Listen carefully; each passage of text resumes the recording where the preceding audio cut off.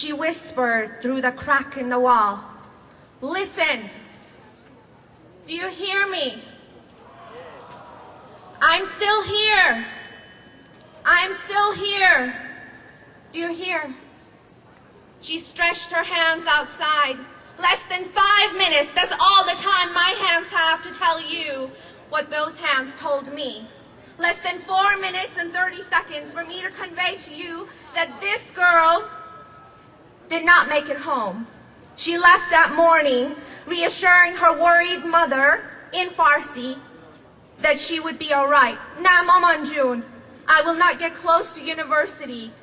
The students have barricaded themselves inside. The besieged are everywhere." Her only crime was to pass by the wrong motorcycle at the wrong time. Her beauty vibrant, her rebellion intoxicating. She disappeared. Her shawl was left on the curbside.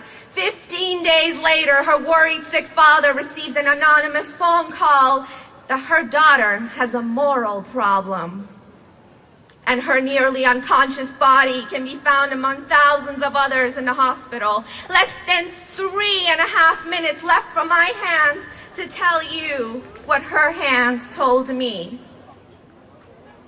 "Do you hear me? I'm still here," she said. These hands are 20 kilometers long protest.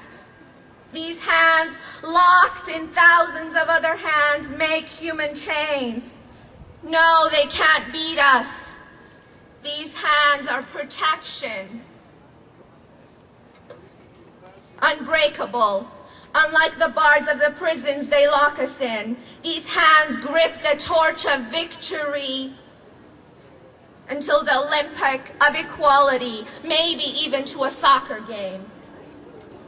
These hands with lines, callous, cut, bruised, are 1,000,000 strong. These hands are the silent march until dawn. These hands are the loud cries, barely heard, barely voiced, on the flat rooftops of homes. These hands are breaking the deafening tone of screeching cries. These hands are seeking light. These hands are carrying the fire of Zarathustra, ancestry, history, legacy, mystic poetry, beating drums. These hands are rising from the ashes of our parents' revolution, disillusioned votes, movements, university meetings, beatings, wartime memories, and lost hopes. These hands are the phoenix rising from the incinerated past of our grandfather's basement. These hands are the growing seed from our mother's stillborn children. "I am here. I am here," she whispered, whimpered, cried, screamed, shouted. "I am here." These hands are rising, rising from the ashes of the bodies they've burned, dumped in the desert unidentified, rising from the graveyards where mothers in black walk every Friday with pictures of their children hanging on their necks. These hands are rising from the morgues where there's no more room for death. They've arbitrarily filled it with bodies, bodies, bodies.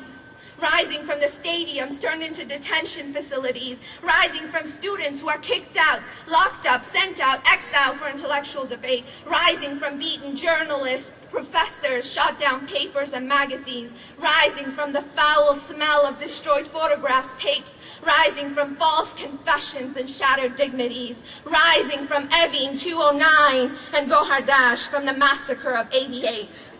Rising from the public execution of children in town squares. Rising from the violent assaults by the besieged, revolutionary guards, by boys in plain clothes who are in Afghan narcotics. Rising from tears streaming down, strolling through tear grass, bombarded by white phosphates. Rising from carrying the shame and fear of rape. Rising from the 29 days late phone call to our mothers after we've been shot. Rising from being hospitalized with torn torsos and ripped thighs.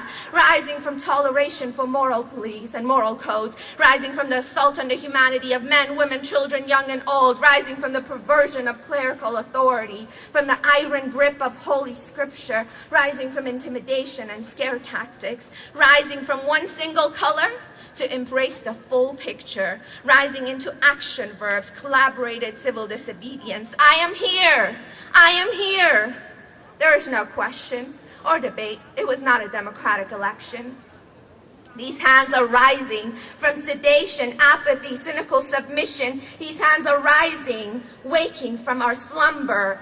It's been too long, 10 years since 1999, but we're rising. These hands cannot accept that a woman is half of a man when witness to a crime. These hands cannot accept being stoned. These hands cannot accept stoning, barbaric flaws of flogging, long hours of no food, solitude, watching loved ones being tortured for simply speaking, writing, singing, drinking. These hands cannot accept a minority second-rate position. These hands are rising, grassroots, door to door, petition by petition. These hands are willing to carry dirt. These hands are willing to work for freedom. These hands are not products manufactured, sold, or bought. These hands will not stand to be dismissed during negotiations and are not formed by any Western nations. I am here. I am here. These hands were born out of discontent, risking to take a breath. Inhale, exhale. These hands are ready to sing again, to dance again, to write again, to create again, to rebuild again. Can you hear me?